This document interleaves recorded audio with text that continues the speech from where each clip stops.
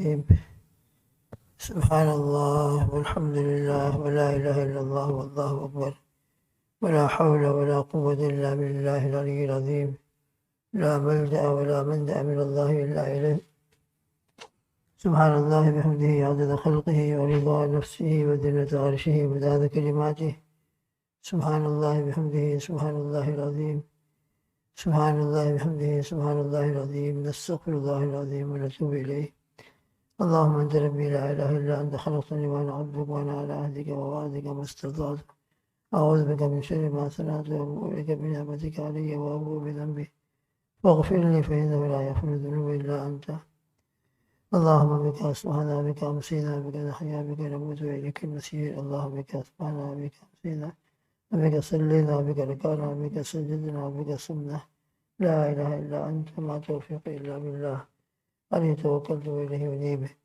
الحمد لله الذي تواضع كل شيء لعظمته. الحمد لله الذي ذل كل شيء لعزته. الحمد لله الذي خضع كل شيء لملكه. ونشهد أن لا إله إلا الله وحده لا شريك له إلها واحدا أحدا صمدا لم يتخذ صاحبة ولا ولدا ولم يكن له كفوا أحد.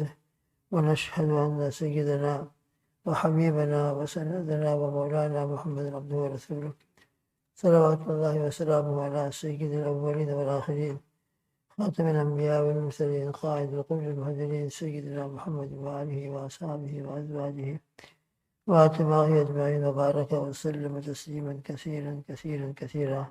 أما بعد. اللهم صل على سيدنا محمد وعلى آل سيدنا محمد كما صليت على سيدنا إبراهيم وعلى آل سيدنا إبراهيم إنك حميد مجيد. اللهم بارك على محمد وعلى آل محمد كما باركت على إبراهيم وعلى آل إبراهيم إنك حميد مجيد. جزا الله عنا محمد صلی اللہ علیہ وسلم وهو أهله. بزرگان محترم عزیز دوستو، غزوہ بدر کے سلسلے میں کچھ حالات کا تذکرہ شروع ہوا ہے.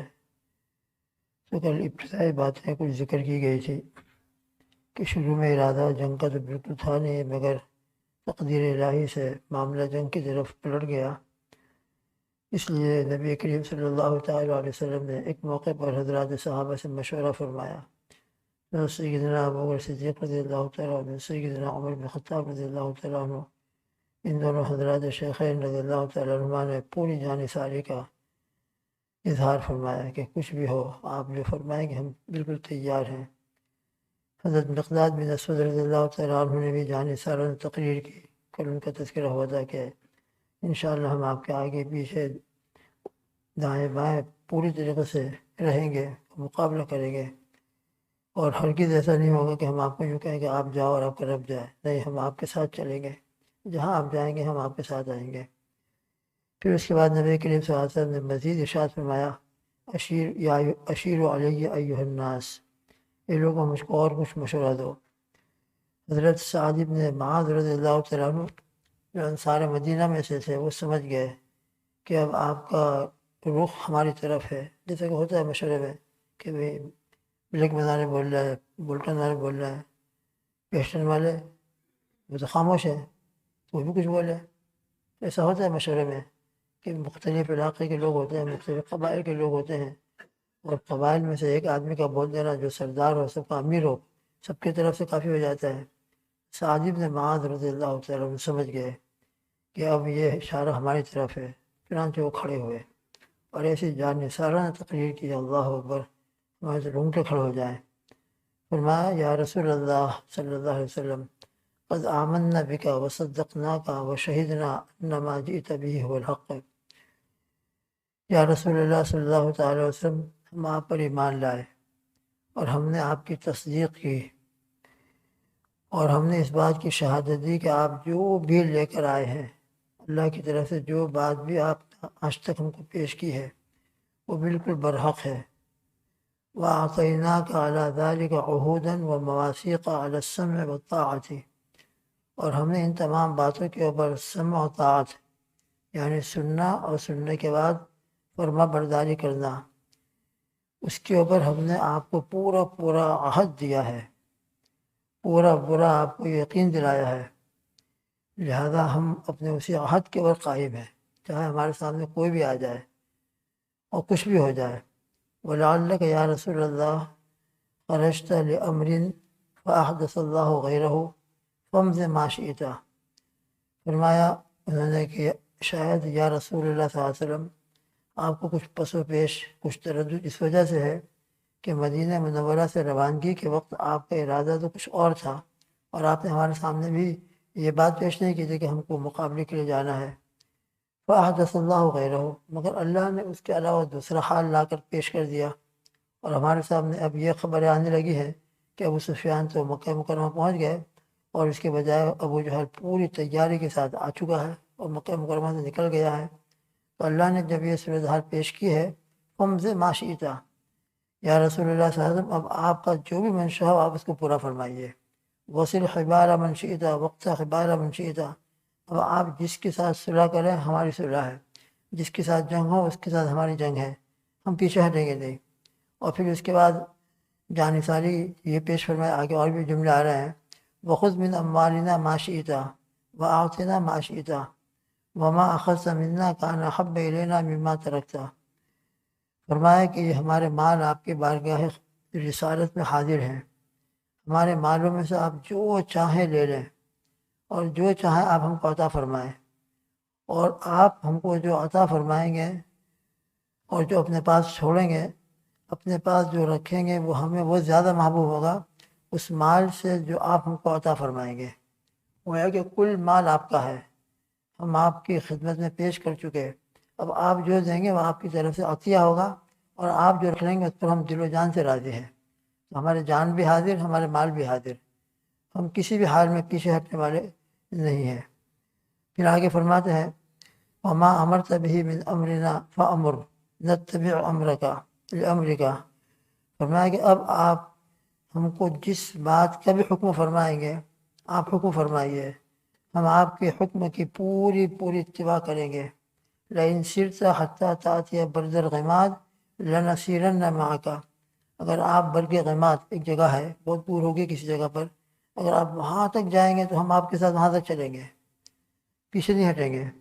وَالَّذِي بَعَثَكَ بِالْحَقِّ لَوِ اسْتَعْرَضْتَ بِنَا هَذَا الْبَحْرَ لَأَخَذْنَاهُ. اس ذات کی قسم جس نے آپ کو حق لے کر بھیجا ہے، اگر آپ ہم کو سمندر کے پاس لے جائیں اور یوں فرمایا کہ سمندر میں کود پڑو تو ہم کود جائیں گے، اس سے بھی ہم پیچھے نہیں رہیں گے. وما تخلف منا رجل واحد، اور انشاءاللہ ہم میں سے ایک بھی فرد واحد، ایک بھی شخص پیچھے نہیں رہے گا.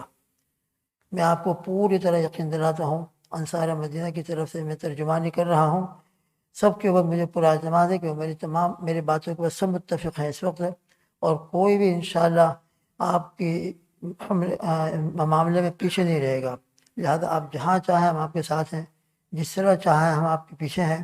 آپ کودنے کے لیے کہیں گے سمندر میں، ہم تو اس میں کود جائیں گے، پیچھے نہیں رہیں گے. پھر آگے فرماتے وما نکرہ ان نلقى عدونا، اور پھر یہ بھی ہے کہ ہم دشمن سے ملاقات کرنے کو ایسا بھی نہیں کہ ناپسند نہیں کرتے، ہم بزدل نہیں ہیں. بزدل ہو تو ڈر لگتا ہے کہ کیا ہوگا. الحمدللہ اننا نصبر عند الحرب، ہم مقابلے کے وقت میں بڑے صبر کے ساتھ اور بڑے شجاعت اور بہادری کے ساتھ جمتے ہیں. بزدلوں کی طرح بھاگ اور پیٹ پھیر کر منہ موڑ کر بھاگتے نہیں ہیں. عرب تو عرب تھے حضرات، ان کی شجاعت اور ان کی قوت اور دلیری تو سب کو معلوم ہے. انصار مدینہ ہوں یا مہاجرین مکہ ہو، سب عرب ہیں. لہذا انہوں نے کہا کہ یا رسول اللہ صلی اللہ علیہ وسلم آپ بالکل فکر نہ فرمائیں، مقابلے کا وقت آئے گا تو انشاءاللہ مقابلے کے وقت کیا ہوگا. صدق عند اللقاء ولعل اللہ یریک منا ما تقر به عینک. انشاءاللہ ملاقات کے وقت کے اندر جب دشمن سے ہماری ملاقات ہوگی، دشمن سے جب مقابلہ ہوگا، تو انشاءاللہ اللہ آپ کو ہم سے ایسی چیزیں دکھائے گا، مقابلے میں ہم ایسا جمیں گے کہ جس سے آپ کی آنکھیں ٹھنڈی ہو جائیں گی. انشاءاللہ آپ کو انشاءاللہ خوشی ہوگی کہ میرے ساتھی ہو، میرے صحابہ کتنے مضبوط اور کتنے اپنے باتوں کے اندر سچے ہیں. فصل بنا علی برکت اللہ، بس آپ اللہ کا نام لے کر آگے بڑھیے اور پیچھے ہٹنے کی کوئی ضرورت نہیں ہے. رسول اللہ صلی اللہ علیہ وسلم نے جب یہ بات سنی تو آپ صلی اللہ تعالیٰ وسلم اتنے خوش ہوئے کہ جس کی کوئی انتہا نہیں. ادھر مہاجرین مکہ انہوں نے بھی پورا اعتماد پیش فرمایا. سعد ابن مقداد ابن اسود رضی اللہ تعالیٰ نے پورا فرمایا کہ بالکل ہم آپ کے ساتھ رہیں گے. ادھر حضرات انصار صحابہ کے جو سردار تھے، امیر تھے، سعد ابن معاذ رضی اللہ تعالیٰ عنہ، انہوں نے بھی یہ بات فرمائی.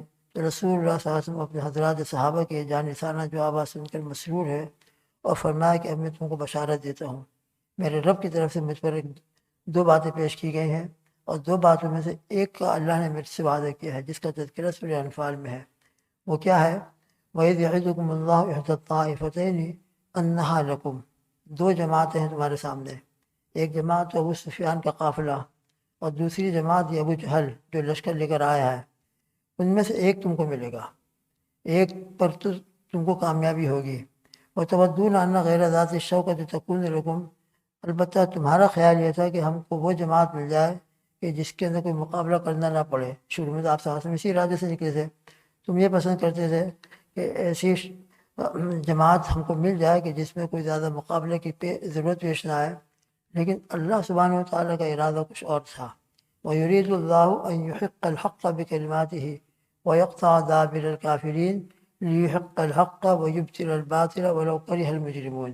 یہ سورہ انفال کے پہلے رکوع کی آیتیں ہیں. آپ کا ارادہ یہ تھا مدینہ منورہ سے روانگی کے وقت ہے، لیکن اللہ سبحانہ و تعالیٰ کا ارادہ یہ ہے کہ حق کو اپنے آیتوں کے ساتھ، اپنی نشانیوں کے ساتھ ثابت کر دے. 13 سال تک مکہ مکرمہ کے اندر بہت دبایا ہے، بہت دبایا ہے. اب اللہ سبحانہ و تعالیٰ چاہتے ہیں کہ حق و باطل کھل کر سامنے آ جائے، حق کو غلبہ حاصل ہو جائے اور کافروں کی جڑ کاٹ کر رکھ دے. وَيُبْطِلَ الْبَاطِلَ وَلَوْ كَرِهَ الْمُجْرِمُونَ. چاہے یہ مجرمین اس کو ناپسند کرتے ہوں. تو رب ذوالجلال کا ارادہ یہ ہے اور رب ذوالجلال کا فیصلہ یہ ہے. اب ان دونوں جماعتوں میں سے ایک جماعت تو تم کو ملے گی. ابو سفیان تو نکل گئے، اب صرف ایک جماعت ابو جہل کے سامنے ہے. تو خود بخود متعین ہو گیا کہ ابو جہل کے اوپر انشاءاللہ اور اس کے لشکر کے اوپر اللہ سبحانہ و تعالیٰ ان حضرات صحابہ کو اور ایمان والوں کو غلبہ عطا فرمائیں گے. چنانچہ آگے کے حالات سے معلوم ہوگا کہ رب ذوالجلال نے کس آسانی کے ساتھ الحمدللہ اس چھوٹی سی جماعت کو اس بڑی جماعت کے اوپر غالب فرمایا. انشاءاللہ پھر اس کا تذکرہ ہوگا. یہ حضرات صحابہ کے جذبات ہیں، حالانکہ نہتے تھے، شروع کے اندر کوئی ارادہ نہیں تھا. مدینہ منورہ سے روانگی کے وقت میں کوئی تیاری نہیں تھی. اسی وجہ سے کچھ حضرات صحابہ بالکل مخلص تھے، مگر چونکہ عام جنگ کا اعلان بھی نہیں تھا اس لیے تمام کے تمام شریک بھی نہیں ہوئے تھے. جو شریک ہو گئے وہ شریک ہو گئے، جو نہیں ہو سکے تھے. لیکن جو شریک ہوئے تھے اگرچہ شروع میں ان کے سامنے یہ جنگ والی حالت نہیں تھی. جنگ یہ کہ معمولی چیز نہیں ہوتی. سامنے 1000 کا لشکر ہے، پوری تیاریوں کے ساتھ آیا ہے اور پورے کر و فر کے ساتھ میدان میں اترا ہوا ہے، اور یہ بیچارے بالکل نہت ہیں. سوائے تلوار کے اس زمانے میں اس کے ساتھ یہ تو ہوتی تھی ہر ایک کے پاس، لیکن جو جنگی ہتھیار ہوتے تھے اس زمانے کے اعتبار سے بھی اور جو جنگی تیاری ہوتی تھی ایسی کوئی تیاری نہیں.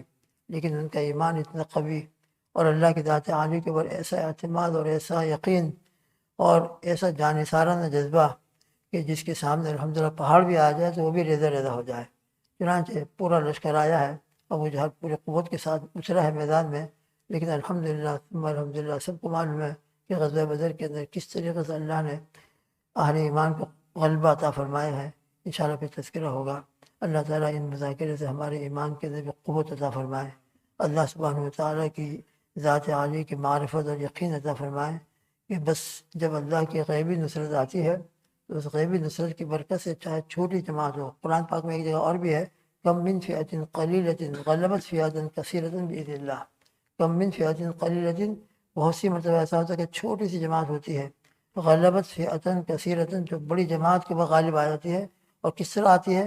باذن اللہ، اللہ کے حکم سے. بس آج ہمارا یقین یہیں پر آ کر اٹکا ہوا ہے. ہماری یقین ہماری باتوں ہماری زبان اپنی ذات پر ہے، اسباب کے اوپر ہے. خیر اسباب بھی ضروری ہے. وَأَعِدُّوا لَهُم مَا اسْتَطَعْتُم مِّن قُوَّةٍ وَمِن رِّبَاطِ الْخَيْلِ تُرْهِبُونَ بِهِ عَدُوَّ اللَّهِ وَعَدُوَّكُمْ. اس کا بھی اللہ نے حکم دیا ہے کہ تیاری بھی کرو، لیکن تیاریوں کے ساتھ اصل نظر اللہ کی ذات عالی پر ہو، یقین اللہ کی وعدوں کے نصرت کے اوپر ہو، غیبی نصرتوں کے اوپر ہو. تو انشاءاللہ غیبی نصرتوں ہی سے پھر اللہ کی مدد آتی ہے اور کامیابی ملتی ہے. چنانچہ حضرات صحابہ کی پوری تاریخ، شام اور روم اور ایران و فارس، وہاں جو مقابلے ہوئے ہیں ان مقابلوں کے اندر بھی جو حضرات صحابہ کو الحمدللہ اللہ پاک نے ہر موقع پر کامیابی عطا فرمائی ہے، بس وہی یقین کام کر رہا تھا، اور اللہ کی غیبی نصرت سے ہر قدم کے اوپر ان کی شامل آ رہتی تھی۔ اللہ تعالیٰ امت کو وہی عزت عطا فرمائے اور وہی ایمانی جذبات عطا فرمائے، ایمانی قوت عطا فرمائے، ایمانی صفات عطا فرمائے۔ تو دوستو، آج ہمارے لیے بھی ضروری ہے کہ اپنے اندر ایمانی صفات پیدا کریں، حضرات صحابہ والا جذبہ پیدا فرمائیں، اپنے بچوں کو حضرات صحابہ کے حالات سے ہم واقف کریں، خود بھی واقف ہوں، ان کو بھی واقف کروائیں، اور کہ حضرات صحابہ کیسی جماعت تیار ہوئی تھی حضور پاک صلی اللہ علیہ وسلم کی صحبت سے، اور کیسی ان کے اندر ایمانی قوت آئی تھی، اور ان کے جذبات کہاں سے کہاں پہنچ گئے تھے، اور اخلاص سے اتنا کہ جس کی کوئی انتہا نہیں۔ سعد بن معاذ رضی اللہ تعالیٰ عنہ کی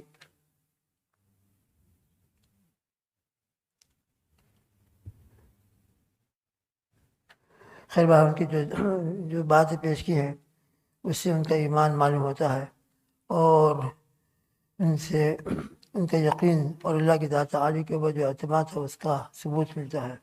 اللہ تعالیٰ اپنے کرم سے، اپنی رحمت سے ہم سب کو بھی حضور پاک صلی اللہ علیہ وسلم سے محبت عطا فرمائے، اللہ سبحانہ وتعالیٰ کی معرفت نصیب فرمائے، اور حضرات صحابہ کو ہم اپنا نمونہ اور فلور بنائیں، اور انہی کے نقش قدم پر ہم جوان اور مرد حضرات صحابہ کے نقش قدم پر چلیں، اور ہماری مائیں بہنیں بیٹیاں حضرات صحابیات امہات المومنین اور بنات طاہرات حضرت فاطمہ الزہرا جو جنت کی عورتوں کی سردار ہیں، ان کے نمونے پہ، ان کے طریقے پر چلیں، اور مرد حضرات ہمارے بھائی حضرت حسنین رضی اللہ تعالیٰ عنہما جو جنت کے نوجوانوں کے سردار ہیں، ان کے طریقے کو اختیار کریں، تو انشاءاللہ اللہ کی طرف سے آج بھی مسلمانوں کو، ایمان والوں کو عزت مل سکتی ہے، یقیناً مل سکتی ہے۔ اللہ تعالیٰ ہم سب کو اپنے فضل و کرم سے ان باتوں کو یقین اور اس پر عمل عطا فرمائے۔ اللہم آمین۔ سبحان اللہ بحمدہ، سبحانک اللہم وبحمدک، ونشہد ان لا الہ الا انت، نستغفرک ونتوب الیک، وصلی اللہ تعالیٰ علی خیر خلقہ محمد وعلی آلہ واصحابہ وازواجہ واتباعہ اجمعین۔ سبحان ربک رب العزۃ عما یصفون، وسلام علی المرسلین، والحمد للہ رب العالمین، برحمتک یا ارحم الراحمین۔